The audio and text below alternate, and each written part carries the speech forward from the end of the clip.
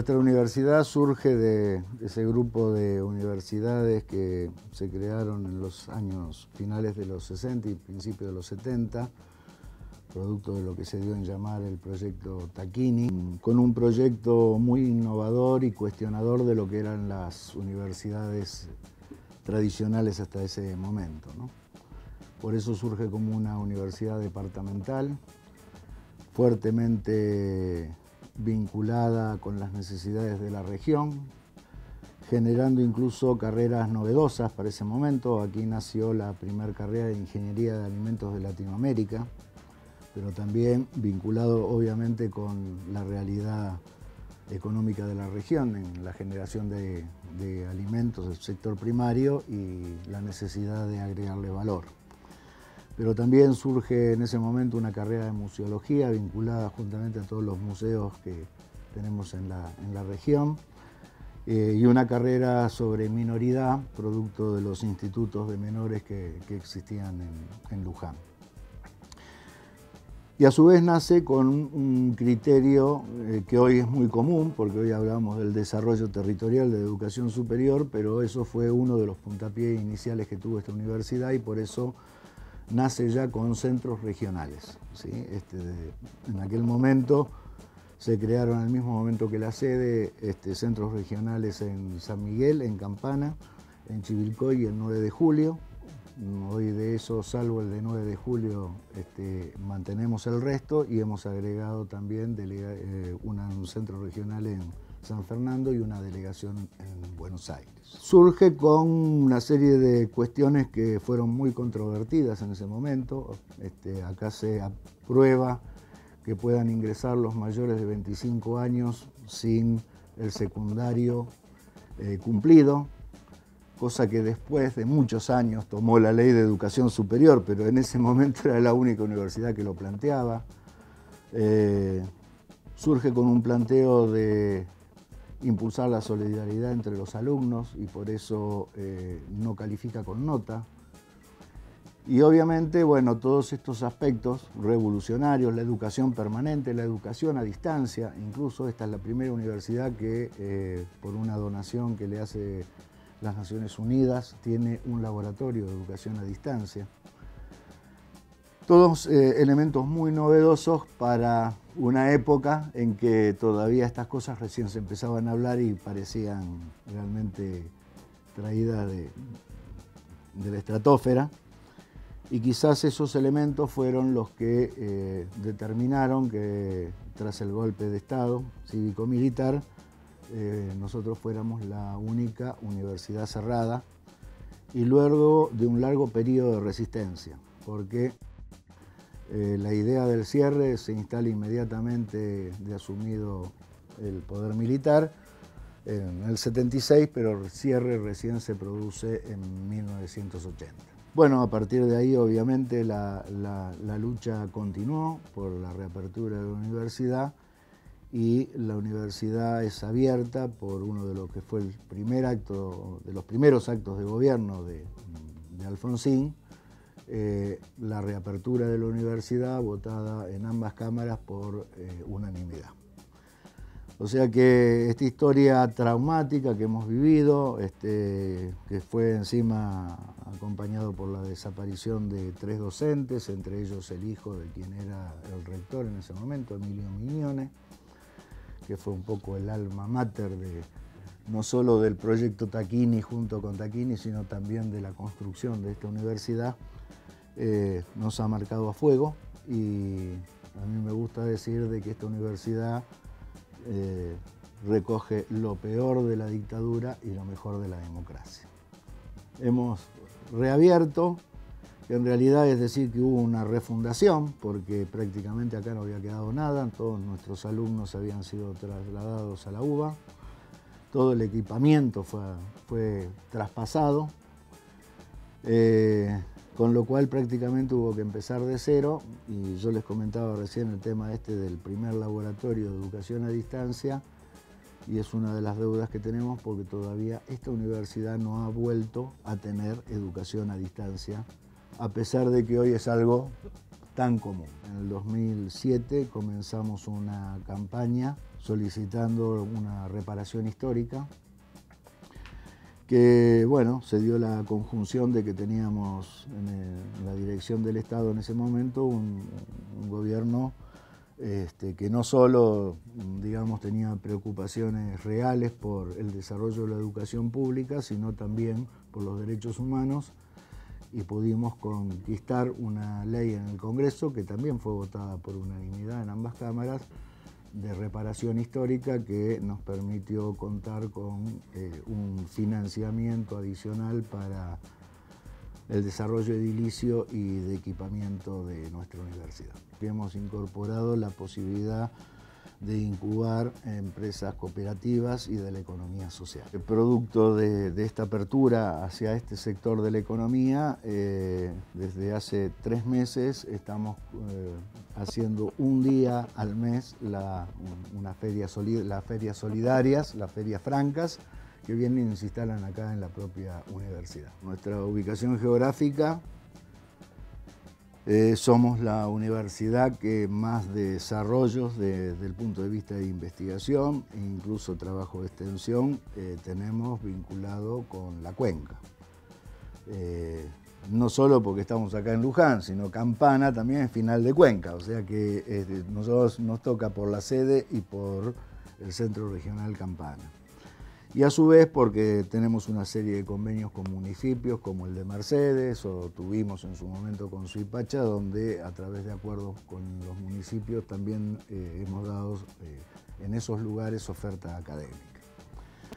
Por lo tanto, hay un volumen muy amplio de generación de conocimiento que se ha hecho desde la universidad, que no abarca solamente lo que normalmente cuando hablamos de la cuenca pensamos en el agua y entonces los aspectos hídricos o climáticos, sino que también hay muchísimo hecho desde el punto de vista de las condiciones medioambientales, de los impactos sociales, de los impactos socioproductivos. Por lo tanto, la información generada respecto al tema alrededor de la cuenca es muy amplia.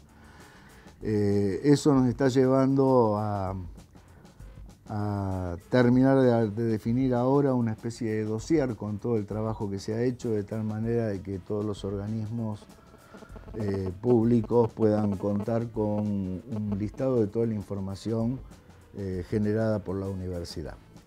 A su vez, la universidad viene participando de los del Comité de Cuenca del Río Luján históricamente desde hace muchos años a través de dos representantes, de 2 técnicos, y siempre hemos llevado una postura argumentada al mismo respecto a las decisiones que debían tomarse sobre el Comité de Cuenca. En esta última inundación nos hemos visto en la necesidad de intervenir de una manera distinta a cómo interveníamos en las anteriores. Normalmente siempre la universidad lo que hizo fue una campaña de recibir donaciones y entregarlas a los centros de evacuados o al municipio o a las entidades que se encargaban de hacer la distribución. En esta oportunidad, a pedido especial de la Intendencia de Luján, nos convertimos en un centro evacuado. Acá hubo 120 personas alojadas en las aulas de la universidad. La universidad se encargó de brindarles no solo el lugar, sino también agua caliente, los baños, las duchas, la calefacción, de tal manera que en la circunstancia que no es nada agradable, pudieran estar lo mejor posible, coordinando con el municipio, con el Ministerio de Desarrollo Social, las actividades restantes de atención, como por ejemplo las viandas que venían para alimentación y demás.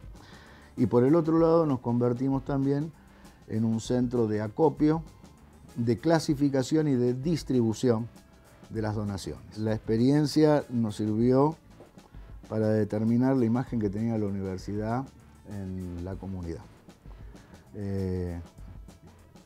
Creo que la abundancia de donaciones tuvo que ver con una imagen de confianza, ¿no es cierto?, en la institución, de que realmente las cosas iban a llegar a quienes lo necesitaban. Así nos lo manifestaban cada uno de los donantes. Es más, cuando le decíamos no tenemos más capacidad, decíamos no, nosotros lo queremos dejar acá o acá, universidad.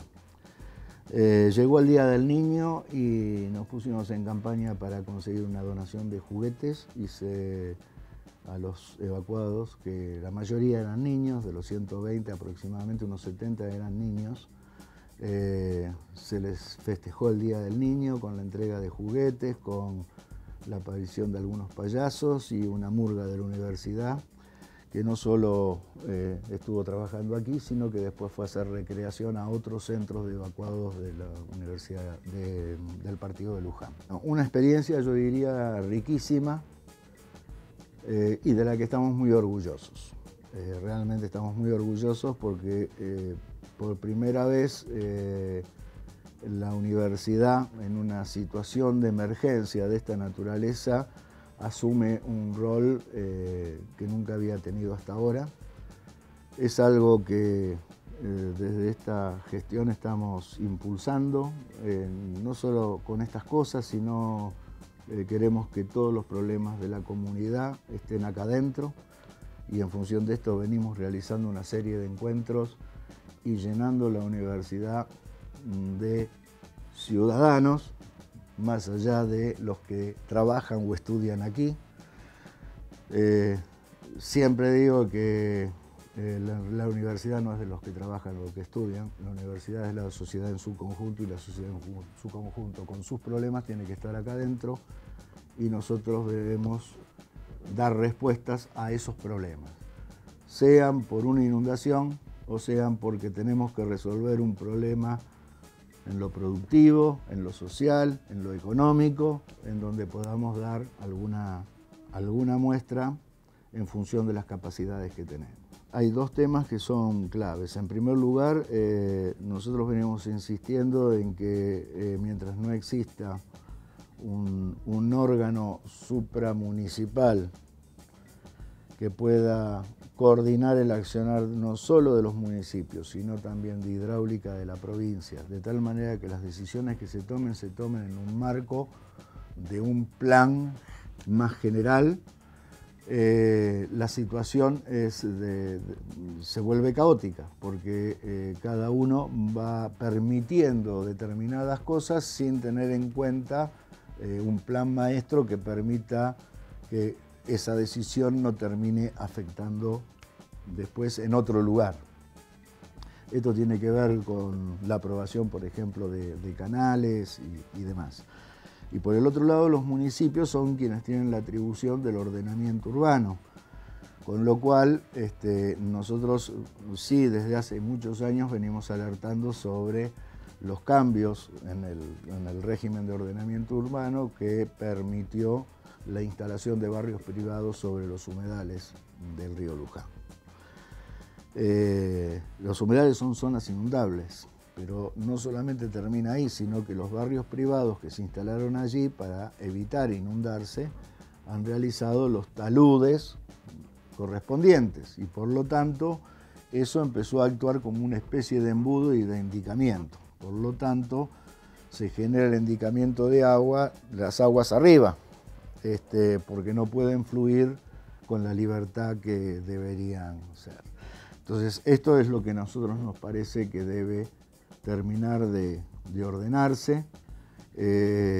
Hay que generar un órgano, que por suerte está aprobado ya la formación de un órgano supramunicipal, tipo lo que se hizo para el Matanza con Acumar, que está esperando su reglamentación en el gobierno de la provincia de Buenos Aires. Entendemos que es un paso, sí, adelante muy importante para que esto comience a tener una salida realmente organizada. Por el otro lado, la universidad, dentro de este tema, desde hace años tiene una serie de sensores instalados a lo largo del río Luján, sensores instalados que tienen el objetivo de tener un sistema temprano de alertas.